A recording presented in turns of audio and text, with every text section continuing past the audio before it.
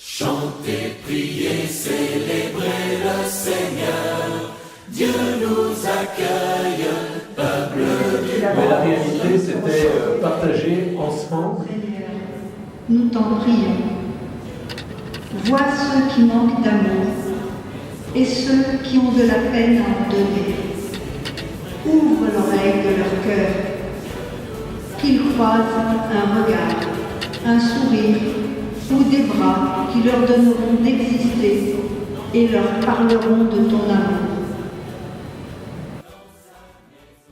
Alors si la fraternité était une prière, elle serait, je pense spontanément à la prière du Notre Père, puisque c'est une prière qui nous donne Dieu comme Père commun et donc qui nous donne tous les hommes, les femmes en frères et sœurs.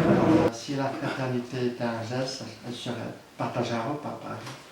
Si la fraternité était un mot, elle serait l'entraide, la solidarité. Si la fraternité était un verset biblique, elle serait l'histoire de Caïn et Abel, elle serait l'histoire de Joseph et ses frères.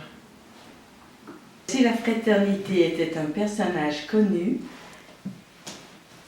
elle serait, c'est Chiara Lubic qui est la fondatrice du mouvement des Focolari et pour qui l'unité, qui a œuvré toute sa vie pour l'unité entre les hommes, entre les religions. Si la fraternité était un événement, c'est bien ça, elle serait les Palestiniens et les Israéliens qui cohabiteraient gentiment à travers tout, ou démoliraient tous les... Alors, si la fraternité était un sacrement, ce serait pour moi le sacrement de pénitence.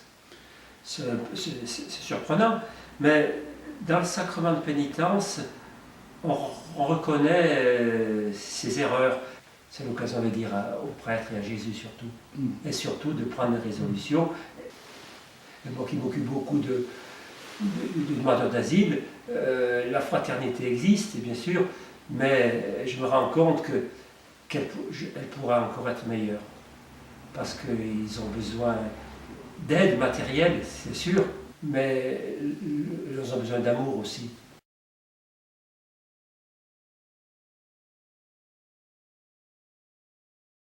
Chantez, priez, célébrez le Seigneur. Dieu nous accueille, peuple